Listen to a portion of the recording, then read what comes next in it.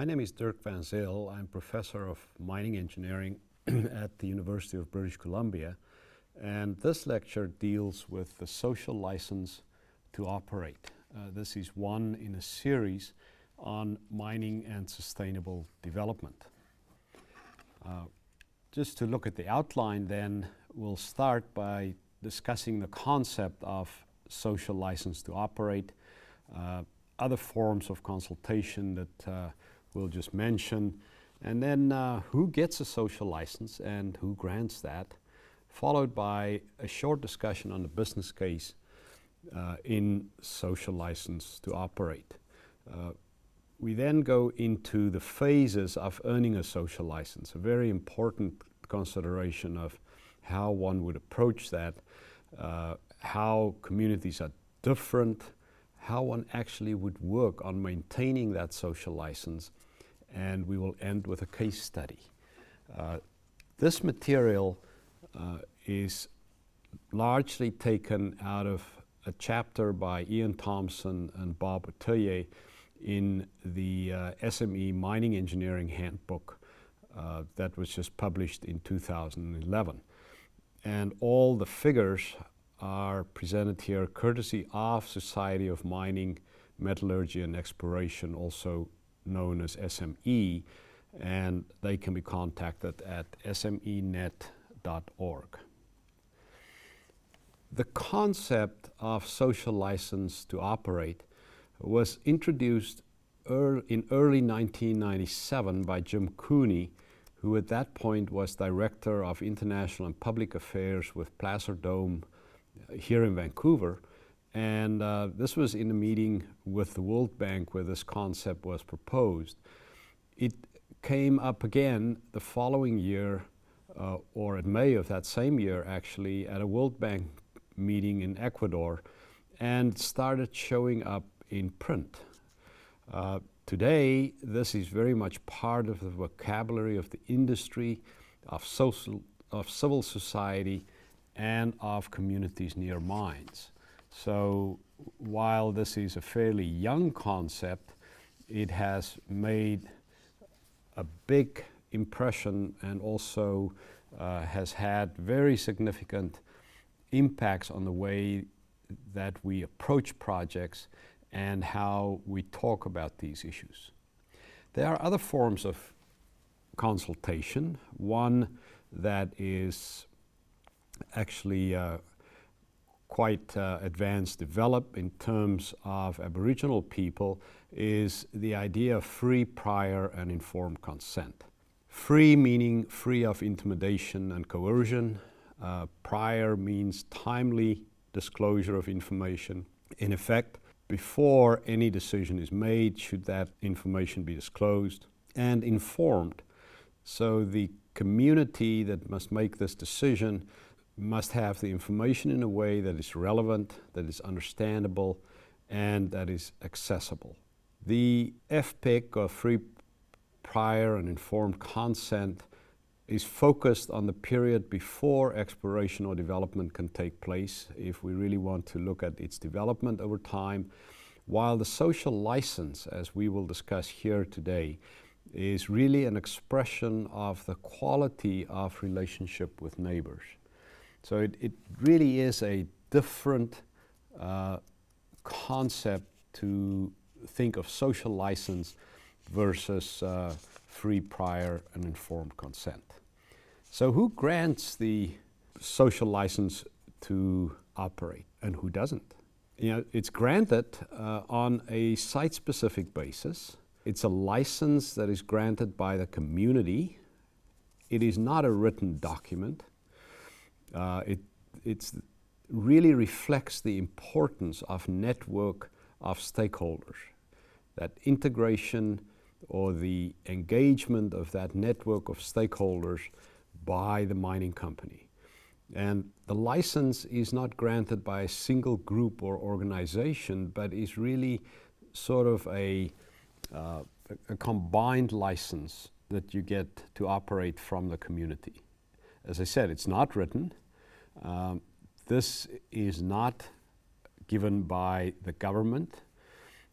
It is really a way of judging and considering a relationship between the company and the community. The business case is quite clear why one should invest in this whole effort of social license to operate. Ultimately, the company is dependent on the resources controlled by the stakeholders. And controlled here may not be in the legal sense, but controlled here is in the sense of giving access to it because of this social license to operate. There's a very strong role for strategy in all of us. One would look at different strategies at different times during the mine life cycle, and we'll touch on that as we go forward with this lecture. You have to identify the stakeholders, and very much can be done on the basis of strategy. And ultimately, you have to build social capital so that you can earn higher levels of social license.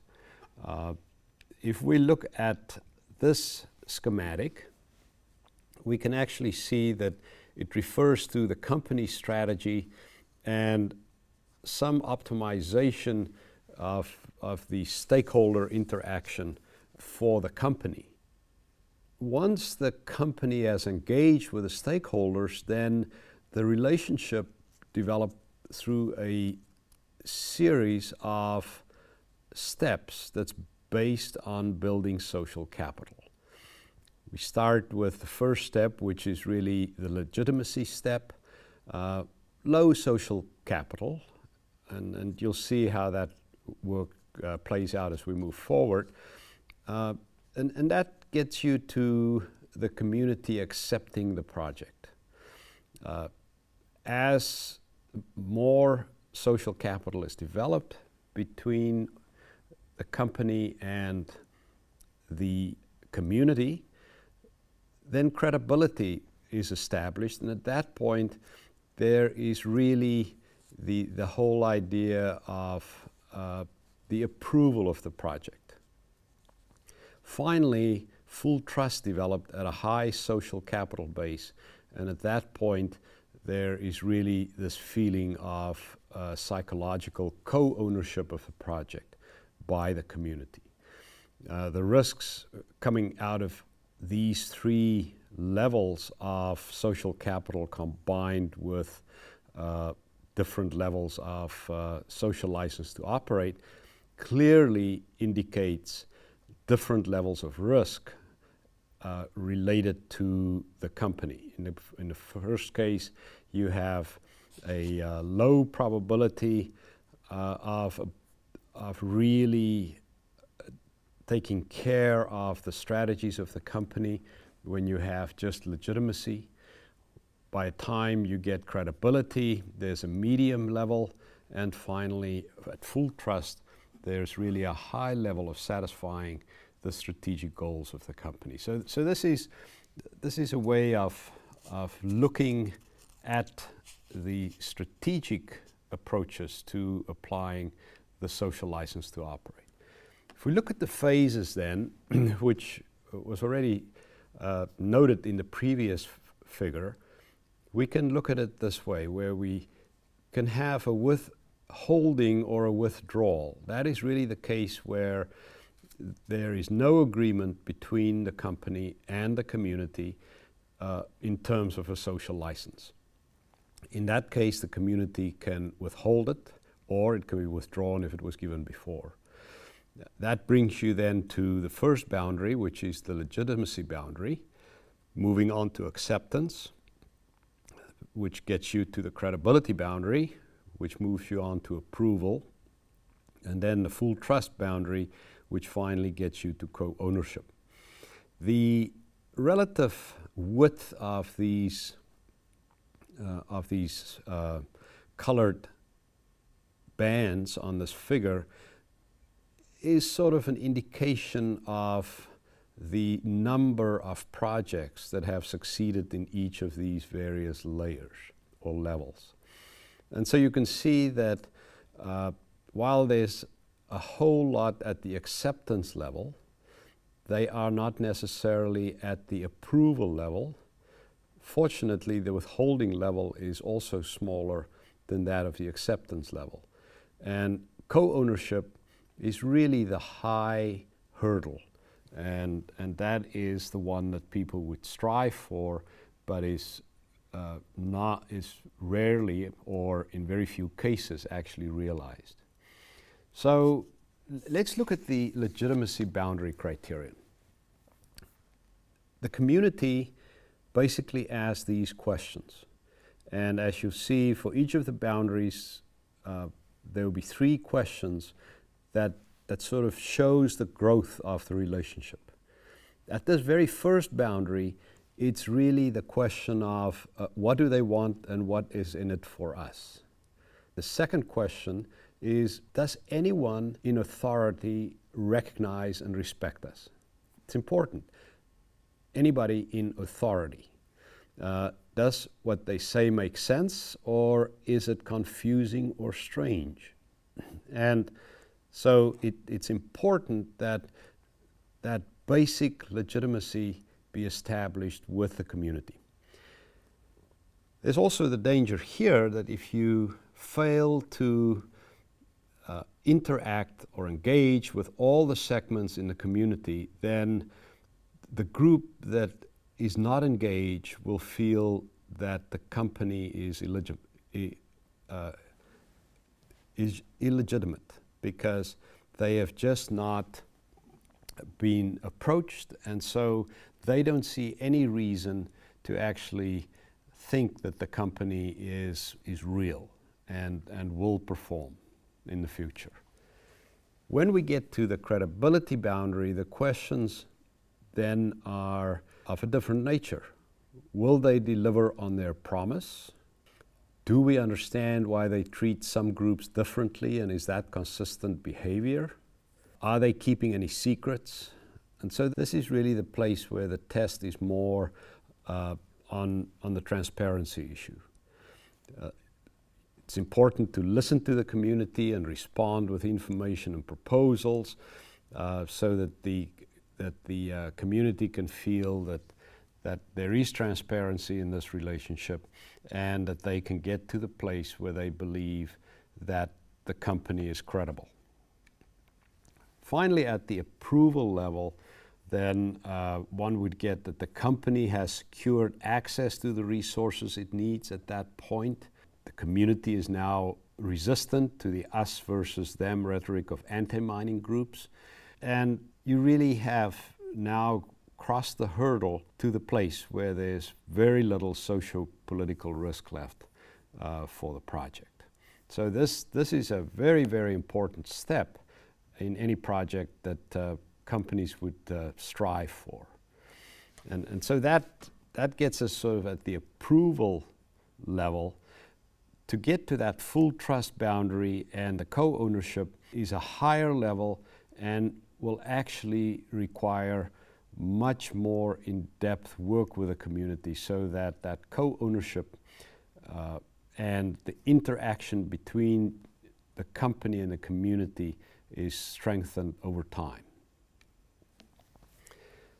Once the questions that the community will ask to move over this full trust boundary into the co-ownership then are, have they fulfilled their promises repeatedly and consistently? So this is now an issue over time where there's a full trust between the company and the community, that they handle the unexpected problems in a way that showed they had our interests at heart, not only their own interests, but also the interests of the community, and that they share power in a partnership approach.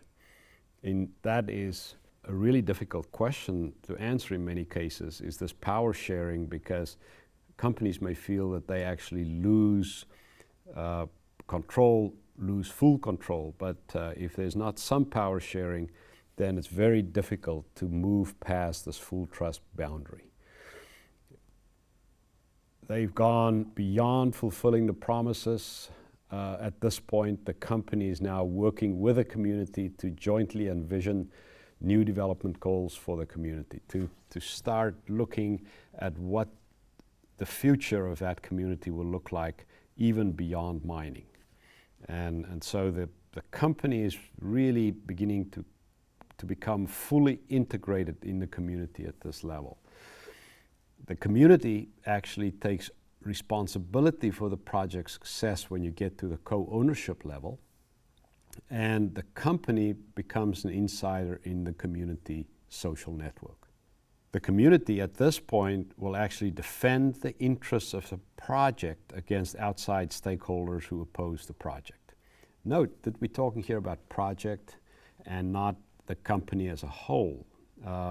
When I was previously talking about the company, I was sort of referring to the company that owns the project. But the community will feel very close to the project and they will understand that it is possible for a company to have projects at other places where there may be a different level of social license to operate because of local issues at the other project, maybe in terms of the communities, etc. So ideally, we want to be at the co-ownership level, but you don't walk in at that level. You build your reputation over time.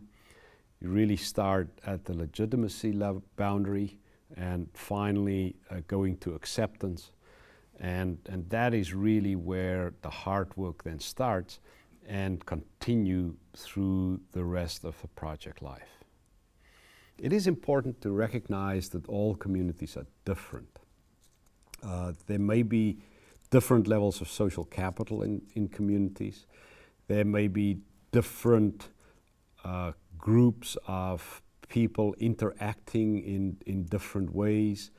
There's actually a whole area of study which Bob Otellier is specifically involved with, and that is really looking at how groups behave and interact with each other, how the members of a group may interact with each other, and whether they actually have a cohesive community.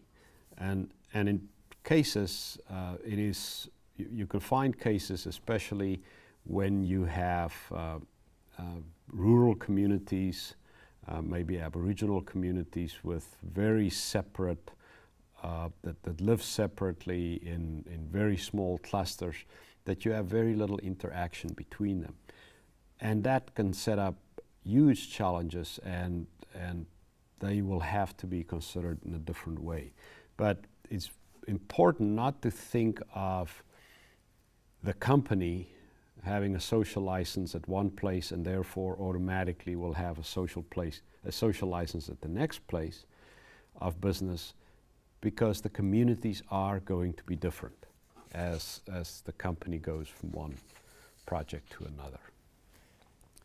Maintaining a social license is a hard job.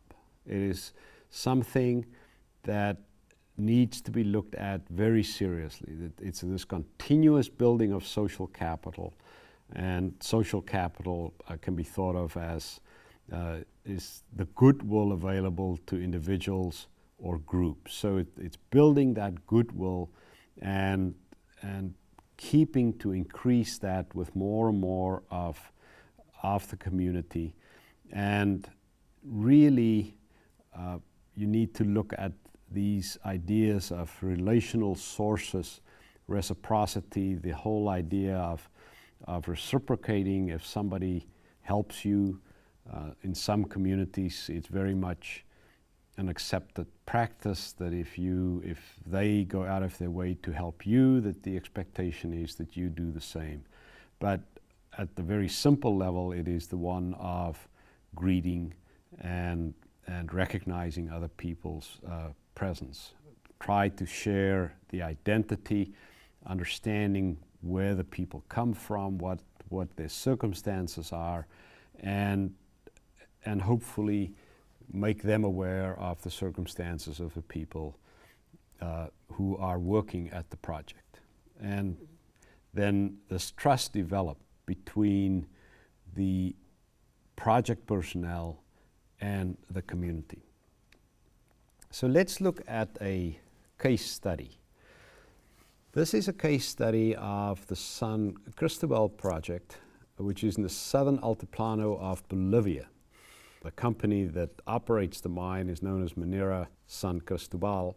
And so we'll consider 14 years in the life cycle of the project from 1994 to 2008. And it is very important to recognize the mining company who released this information to the basically to make it available for publication. And this is work that Ian Thompson has been doing for quite a long time. The quality of the social license was estimated from a number of sources. They used historic records and experience of persons who had been present throughout the life of the mine. And they also had a list of indicators that they developed and gathered data around those indicators, and then also had interviews with community members. All of that was done to come up with an estimate of the social license over time. And this is really what it looks like. And we will address each of these numbered points from 1 to 17 during the life of the mine and indicate what happened to actually change the level of social capital, the level of social license, if you want to, over time, from legitimate to credible to trusted, and what can happen during the mine life to actually change that level from trusted back to credible, back to legitimate, and almost to withdrawal, but fortunately it didn't. It almost got there, as you can see in point 13, would have been at the withdrawal stage. And we'll talk about the activities that actually caused all of that to happen. So let's start with the points 1 and 2. At point 1 was basically that the rights to the concession are required by the exploration company. Between the government as well as the community, they get access to the surface. And so this is really at the beginning of the legitimacy level. And once they start working on the site, they found widespread mineralization. They increased the dialogue with the community, and they also started at this point social and environmental impact studies. And the community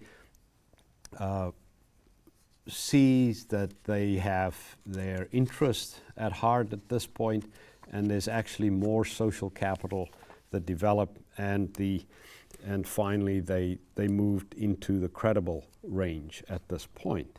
So we then get to 3 and 4.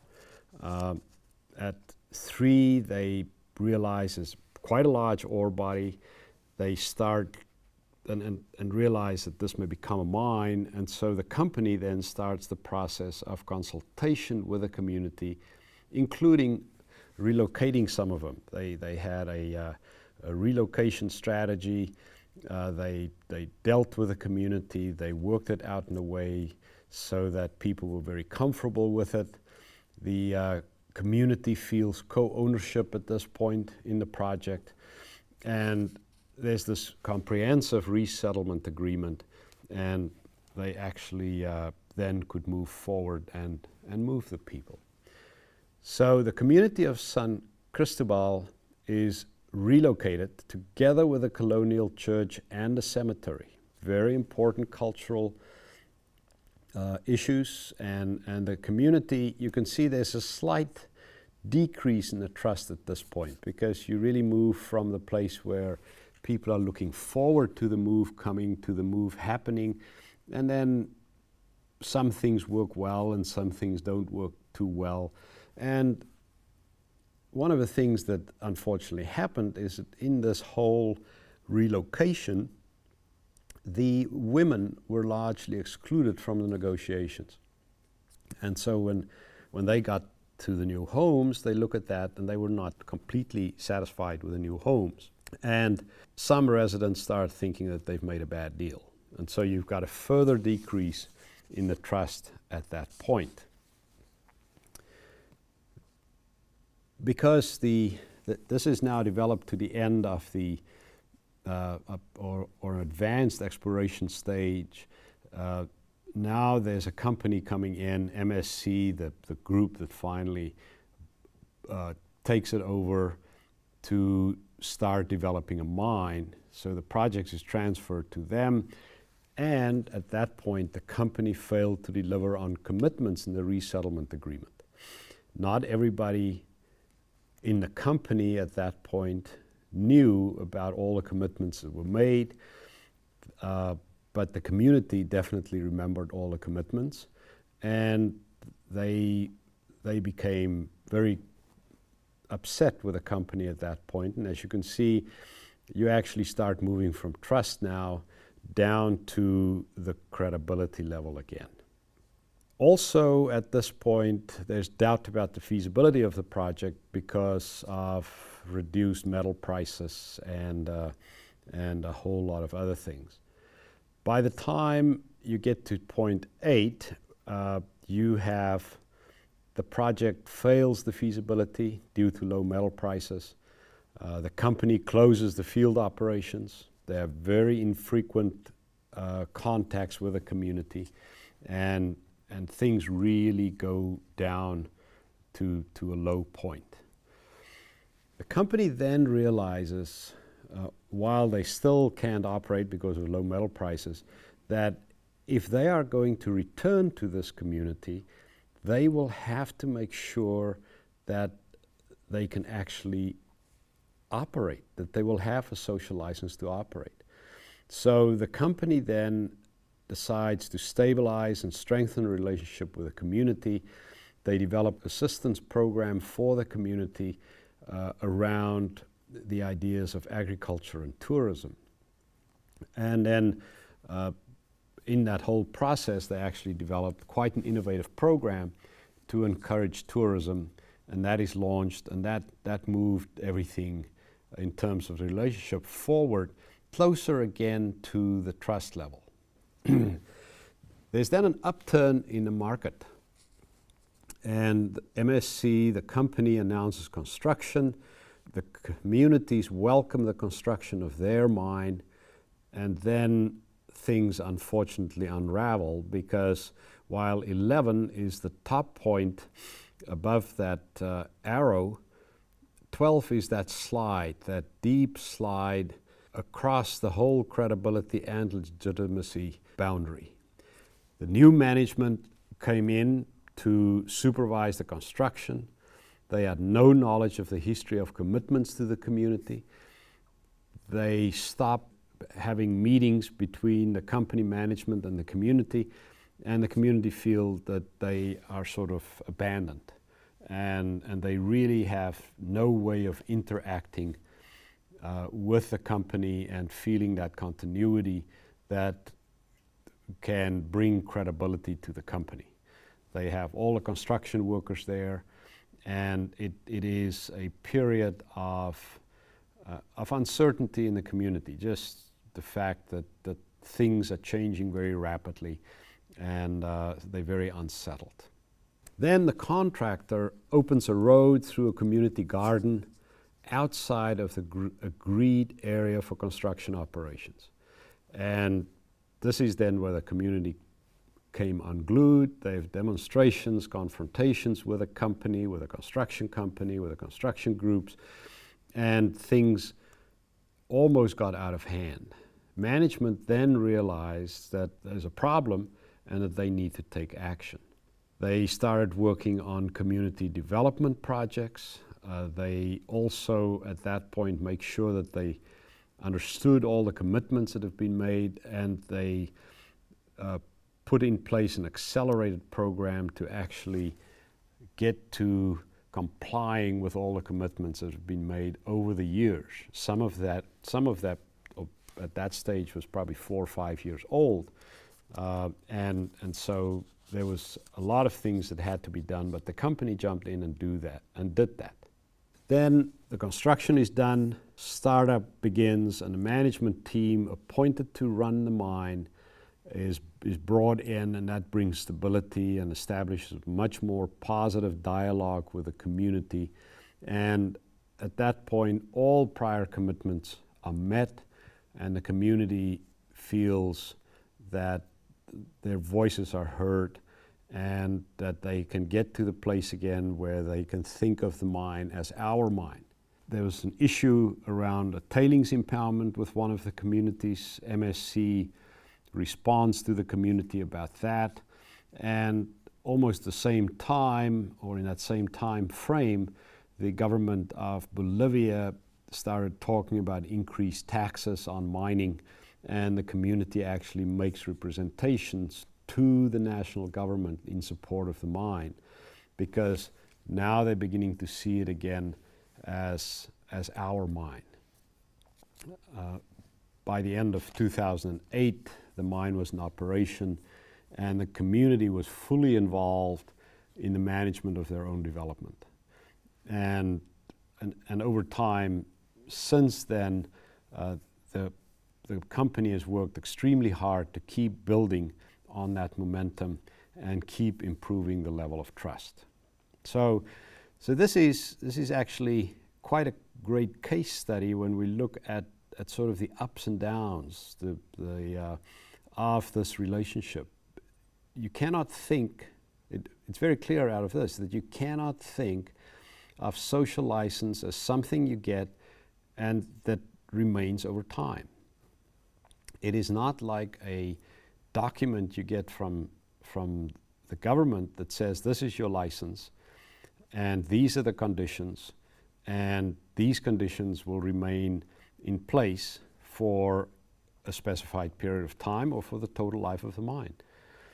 Here we deal with communities, we deal with the issues of relationships, the whole idea of building that credibility, building that trust, maintaining that trust becomes quite a high bar for the company, and something, or for the project management, and something that they definitely cannot relax on or let slide at any time, because things can change quite dramatically if you're not careful. There are some persistent problems that Ian identified in a paper that he presented last year in Santiago, Chile. Confusion within companies. Companies often think of acceptance to mean approval. So a community may be at that very low level of where they accept the project, but it's not necessarily approved. Or to think that cooperation means trust. People can cooperate with each other, but they may not trust each other. They may have a written agreement with each other, but there may not be any trust that that is actually going to be satisfied. And then this whole issue of the differences between corporate and community timetables. It is a real issue that you need to build these relationships, and that takes time. And the community, and again, this is very much project location specific, the communities may all have a different sense of time compared to that of the company. Some of the operational errors that are made by companies then include failing to understand the local community, sort of the social profile, as well as the local rules of the game. That's the social legitimacy. So in the one case, they don't understand how the community fits together, and on the other hand, they don't understand just how the game is played in that community. And so it takes time to learn all of these issues. There's the mistake of engaging with the authorities and the leaders and not with the full community. And again, it's very difficult to establish broad legitimacy, credibility, and trust if that is done. Delaying stakeholder engagement, waiting too long, and then trying to rush it, and then find out that it cannot be done, and that leads to delays in projects and frustrations. Fail to allocate sufficient time for relationship building. So it's back to that same issue of don't leave this too late. The relationship building starts the day the first people arrive on the project site, whether it by that time is a mine or whether there's just the potential for a promise to be a mine. You really need to start allocating enough time to do that. Often companies undermine their own credibility by not performing as they promised, by not being transparent, and so it's sort of something they bring onto themselves. And a big part of really getting yourself in trouble is to fail to respect and listen to the community. You have to respect the community to go from that respect to a trust level. And you have to keep thinking of these various levels that you have to work through in order to get to the place where you have full trust built up with the community.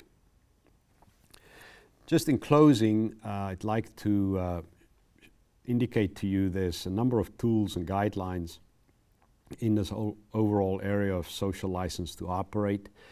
In the exploration end, the principles and guidance for responsible exploration, which has been developed by the Prospectors and Developers Association of Canada, also known as PDAC. Those are available for free on their website, and those are very, very well respected, and ongoing developments are taking place on that.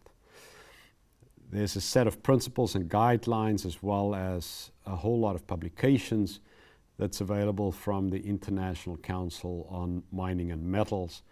Again, their website is really the place where you would go for all this information, and it's recommended that you go look at that. The Mining, Minerals and Sustainable Development Project that's discussed in one of the other lectures in the series.